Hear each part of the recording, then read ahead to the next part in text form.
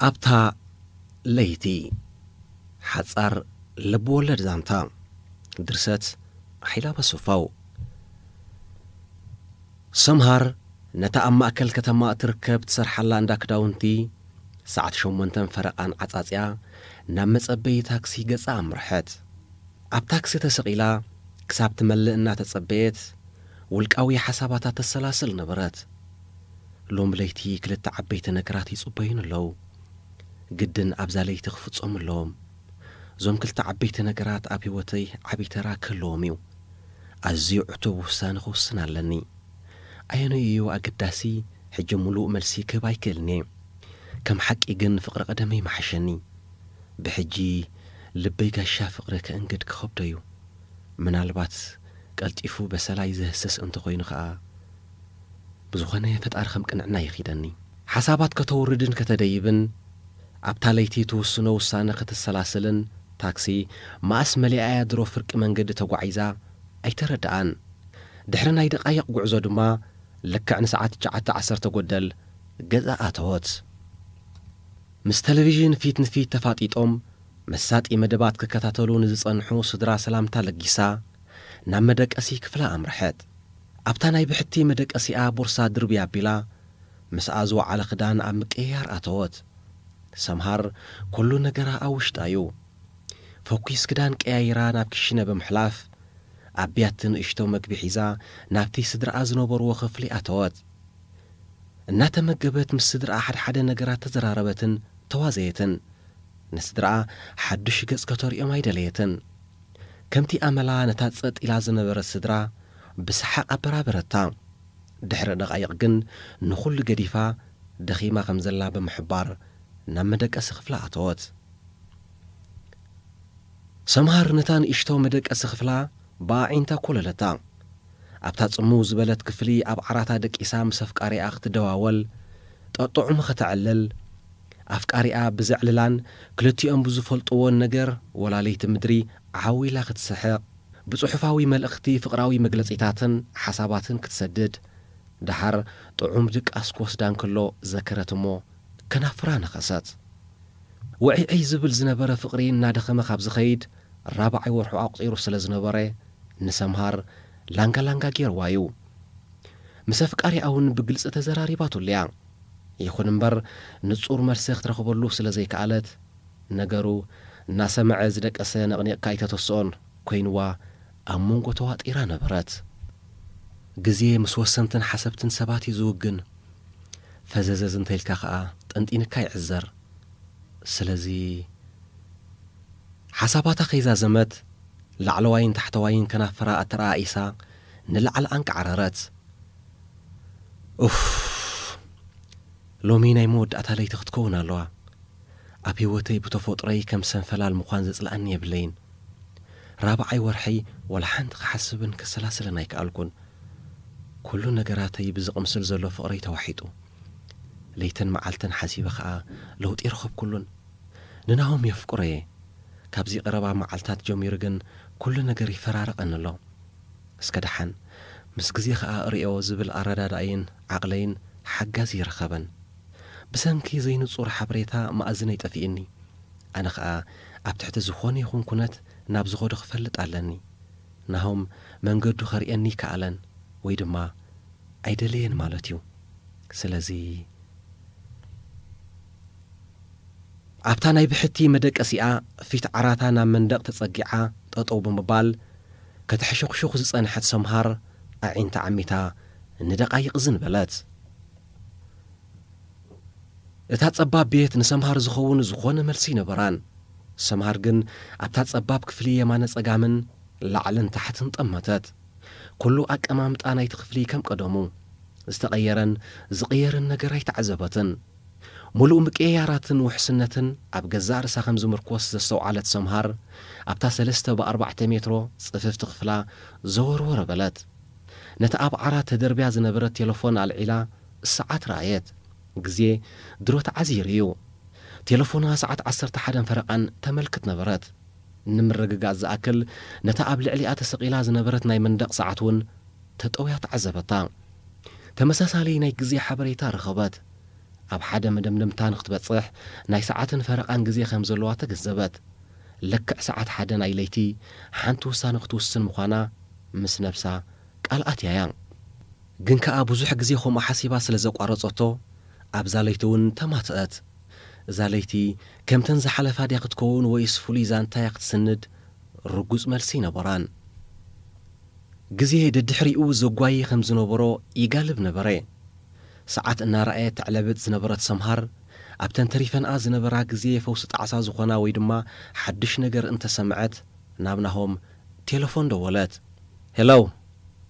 ሄሎ ሰምሃር ናሆመይ ከመይ ኣምሲኻ ጽቡቕ ደሓንዲ ኽዳኣ ለይቲ ምድሪ ትድውሊ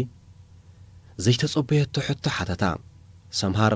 ንኹሉ ኽኢላ ከናፍራና ንኸሰት ናፊቐካታ ናሆም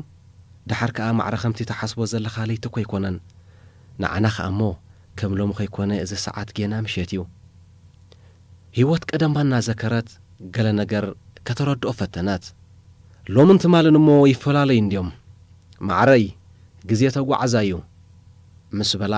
ሰምሃር ርእሳና ነቕነቐት ናይ ብሓቂ ጽቡቕ ኣለኻ ግዜ ተጓዓዛ እዩ ድሮ ኸማን ፋድሱን ፈረቓን ኮይኑ ሰዓት ውሳነታተይ ከኣ ግዚኡ ይኣክል ኣሎ ግዜ ተጓዓዛይ ኣይተጋገኸናሆም ብምባል መጨከንን መተባብዕን ዝኾና ቃላትን ሓሳባትን ካብ ናሆም ክትሰምዕ ምኽኣላ ተገረመት እንታይ ኢልኪ እስከ ድገምለይ ናሆም ንቃላት ሰምሃር እንደገና ብትዕቢት ክሰምዖ ደለየ ሰምሃር ኣብታ ለይቲ ትፍጽሞ ናይ ውሽጣ ብጨቕ ክብላ ምኽኣሉ እናሕረቓ ናሆመይ የፍቅረከየ ዘሕለፈ ምቁር ፍቕርና ንዛንታን ዝኽርን ከይከውን ዝያዳ ካልእ ግዜ ሕጂ የፍራሐኒ ኣሎ ክሳብዛ ደቂቕ እዚኣ የፍቅረከየ ቁሩብ ደቃይቁን ኣለዋን መስለኒ ብጃኻ ናሆም ሓግዘኒ የፍቅረከየ ብዘይ ዝኾነ በደላት ብስንፍናና ጥራይ ፈልሲ ፍቕሪ ንሕርር ኣሎና ናሆም ግዜ ይጓዓዝ ኣሎ ናሆም ሰዓት እናረኣየት ብታዋ ክትዛረብ ነበረት ሰዓት ሓደ ክትከውን ውሕዳት ደቃይቕ ተሪፈንኣ ነበራ ሰምሃር ኣብዘን ውሕዳት ደቃይቕ ክልተ ወሰንቲ ነገራትን ዝጽበይኣ ነይረን ኣየንአንየን ክሰምራ ግን ጭቡጥ መልሲ ነበራን ይኹን እምበር ንነፍሳ ኣብ ክልተ ነገር ኣዳልያታ ነበረት ደቂ ኣንስትዮ ሓንሳብ እንተፍቂረን ኣብ መጻወድያ ዝኣተወት ዑፍየን ዝቕየራ ዝብል ኣረዳድኣ ዝነበሮ ናሆም በቓላት ሰምሃር ኩርዓት ተሰምዖ ከምዚ ዓይነት መግለጺታት ኣብቲ ናይ ቀደም ዕላሉ ትሰምዖ ስለ ዝነበረት ኣብ ዝኽራ ምጽእ በላ እስከ ሕጂ ስቒልኪ ደቅሲ ብዛዕባ ዚታት ጽባሕ ድዮ ዋላ ድሕሪ ጽባሕ ግዜ ኣብ ዝረኸብ ኩሉ ክንዘራረበሉ ኢና ሰምዕኒ ኣለኺ ዲኺ ከይተገደሰ ዝመስሎ ተዛረበ ከም ዘፍቅራ ትፈልጥ እያ ግን ከኣ መጻእ ዘይትንቢ በረድ ዝኾነ ፍቕሪ ናሆም ኣመራጺታት ዝጽበ ዘለውን መሰላ ኩሉ ምሉቒጅ ዘምጽኣላ ሰምሃር ኣዕሚቋ ኣስተንፈሰት ንፍቕራ ኣዋጋዕ ዳጋ ኣብ ግዜ ምርካብን ዘይብርካብን ወይ ድማ ኣብ ካልእ ምርጫታት ክእትዎ ምስ ሰምዐት መሊሱ ተወድዓ ንሳ ፍቕሪ ቀዳምነት ክስራዕ ዝግብኦ ምስጢር ህይወት ይበሃል እያ ፍቕሪ ህይወት ከኣ ፍቕሪ ብምባልያ ሓጺር መጠቓለሊ ትገብረሉ ግን ኩሉ ነገር ዘይከም ልባን ባህጋን ካብ ቁፅፅራ ወፃ ኮነ ሄሎ ሰምሃር ምሳይ ኣለኺ ዲኺ ንዝያዳ ምርግጋጽ ሕቶ ዝመስል ዝርርብ ኣድመፀ እሰምዓካ ኣለኹ ኩሉ ትብሎን ተሓስቦን ዘበለ እሰምዐ ሕጂ ግን ኣሕፅር ከብለልካ 10 ደቂቕ ጥራይ ተሪፈና ኣለዋ ልክዕ ሰዓት ሓደ ተኣምር ክፍጸም እዩ ሰዓት ሓደ ከኣ ንገዛእ ርሳ ክትብል ትቀራረብ ኣላ ንፍዑን በሊሕን እንተ ኾይንካ ኣብዛ ሰዓት ንነፍስኻ ንኣፍቃሪትካ ንፍቕርኻን መድሕን ክትከውን ኢኻ እንተዘይኮይኑ ድማ ኣብዘን ውሑዳት ደቃይቕ እንተን ሕማቕ እንተን ጽቡቕ ኣብ ህይወትና ወሳኒ ዝኾነ ምቅያራት ክፍጸም እዩ እንተኽኢልካ ሓግዘኒ ተፍቅረኒ ዲኻ ምሳይ ክትነብር ድልየት ኣለካ ንሑተይ ቀጥታዊ መልሲ ይደልየሉ ኣለኹ ግን ተጠንቀቕ ነገር ወዲ ብምዃንካ ጥራይ ካብ ልቢ ዘይተበገሰ ድፍረት ዝተሓወሶ መልሲ ኸይተስማዓኒ ኣይትደንግየኒ ኸኣ እንታይ ደኣ ህውኽ ዶ ኢልካ ሓቀይ ኣላ ንስኺ በልስከ ዝኹሉ ኣበይ ንምብጻሕ እዩ ኣታወዲ ግዜ የለን ሓደ እዩ መልስ ኣይተፈራርሕኒ እሞ እውይ ምፍርራሕ ኣይኮነን ግዜ ጥራይ ኣይትቕተል ግዜ ይኸደካ ኣሎ ዘረብኡ ከይወድአት ኩልፋ በለቶ ጋጊኽን ኣለኻ ሓቀይ ሕጂ ንኽትዕን ፍኸራን ዝኸውን ወላ ሓንቲ ግዜ ዘይብልካ ጸማ ምዃንካ ኸኣ ንእግረ መንገደይ እናብርሃለይ ይኸይድ ኣሎ ንዓይ ጽቡቕ ሓገዝዩ ንኽውስን ከኽእለኒዩ ብዝኾነ 2 ደቂቕ ጥራይ ኣለዋኻ እተን ዝተረፋ 5 ደቂቕ ናይ መወዳእታየን ነዘን 2 ደቂቕ ክትጥቀመለን ከዓ ሙሉእ ናጽነትን ዕድልን ኣለካ ቀልጥፈኒ ሰምሃር ተረበሸት እተን 2 ደቂቕ ንኽውድኣ ካልኢታት ምስ ተረፈን ስምዓኒ ንመተሓሳሰቢ 5 ደቂቕ ኣለዋኻ ቴሌፎነይ ሙሉእ ሕሳብ ስለ ዘለዋ ሃዲየ ክጽበየካየ ኣታወዲ ዘይኮን ክትዛረብ ግዜ ይኽደካ ኣሎ ቀስ እናበለት ደቃይቕ ክትቆጽር ጸንሐት ሰምሃር ዝኾነ መልሲ ምስኣነት ሰዓትካ ተመልከት ልክዕ ሰዓት 1 ደኾይና ወዲኻ ኣለኻ ሕጂ እቲ ኣብ መጻወድያ ከም ዝኣተወት ዑፍ እትሓስባ ሰምሃር ካብ መጻወድያኻ ንሓዋር ወፅያላ ምሳይ ዝነበረካ ረክባት ካብዛ ደቂቕ እዚኣ ትሒዙ ዛንታ ኮይኑሎ ከም ዛንታ ክትዕለሉ ጥራይኻ ትኽእል ቻው ካባይ ብዙሕ ክትመሃር ፈትን ኢኻ ኣይትሕመቕ ብምባል ቴሌፎና ቀጥታ ዓፀወታ ሰዓታ ሰዓት 1:05 ደቂቕን ናይ ለይቲ ተመልከት ነበረት ብዘይካቲ ንመተሓሳሰቢ ዝፈልየቶ ግዜ ዘድልያ ዘበለ ኣብ ሰዓታ ከም ዝፈጸመት ተረድአት ልክዕ ሰዓት 1:10 ናይቲ ብፍቕራዊ ጉዳያት ካብ ዝመላለሳ 3 ወርሒ ገይሩ ዝነበረ ኣማን ዝበሃል መንእሰይ ቴሌፎን ተደወለት ሰምሃር ኮኔልያ ኣብታ ሰዓት ንኽድውለላ ኣቐዲማ ሓቢራቶ ስለምንታይ ሰዓት 1:10 ንኽድውል ተነጊሩ ንኣማና የገደሶን ዝኾነ ናይ ሰምሃር ነገር ዘይፈለጠ ኣማን ብገዛእ ፍቓዱ ኣብ ሰዓቱ ደወለ ሰምሃረይ ክሳብ ሕጂ ኣይደቀስኩን ጸኒሐ ብሕጂ ናይ ክድቀስኒ ኣብ ዝበልክኒ ሰዓት ደው ኢለ ኣለኹ መስለኒ ኣብዚ ሰዓት ንፍቕራዊ ሕቶይ እንተነጺክዮ ኣይክቕየመልክን ድሌታትኪ ክትግብር እምበር ድሌታትኪ ክኸልፍ ኣይደለኒ ምሳኺ እስለጠን ኣይስለጠኒ ብዘየገድስ ከፍቅረኪ የፍቅረኪ ኸኣ ዝጽበዮ መርሲ ንኽሰምዕ ኩሉ ነፍሰይ እዝኒ ተቐይሩሎ የፍቅረኪ ሰምሃረይ ኣነ እውን የፍቅረከየ ኣማነይ የቕሬታ ብዙሕ ግዜ ኣመላሊሰካን ኣድኪመካኒ ብፍቕሪ ከም ዝድብሰካ ግን ርግጸኛየ ብምባል ንትጽቢት ኣማን ኣዕረፈት ነታ ቁም ነገር ተሓስብ ልባ ኣማን ሩፍታ ፈጠረትላ ንነፍሳውን ማዕልቦ ገበረትላ ኣማን ኣመስገነ መሬት ቀልጢፋ ክትወግሓሉ በምህዋኽ ብሓጎስ ተመሊኡ ኣብ ዓራቱ አንቃዕሪሩ ብዛዕባ ሰምሃር ክሓስብ ጀመረ ሰምሃር ድማ ነቲ በቲ ነገራት ተገሪሙ ብተደጋጋሚ ዝድውል ዝነበረ ድሮ ከም ኣፍቃሪኣ ነበር ዝሓሰቦቶ ናሆም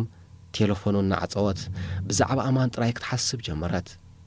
እታ ጽብቕትን ፈቃርን ሰምሃር ምስ ኣማን ከምቲ ባህጋ ኾነት ንሱውን ከም ድሌታታ ኾነላ ዕድል ናሆም ድማ ዝበረረት ዑፍ መምዕዳው ኮነ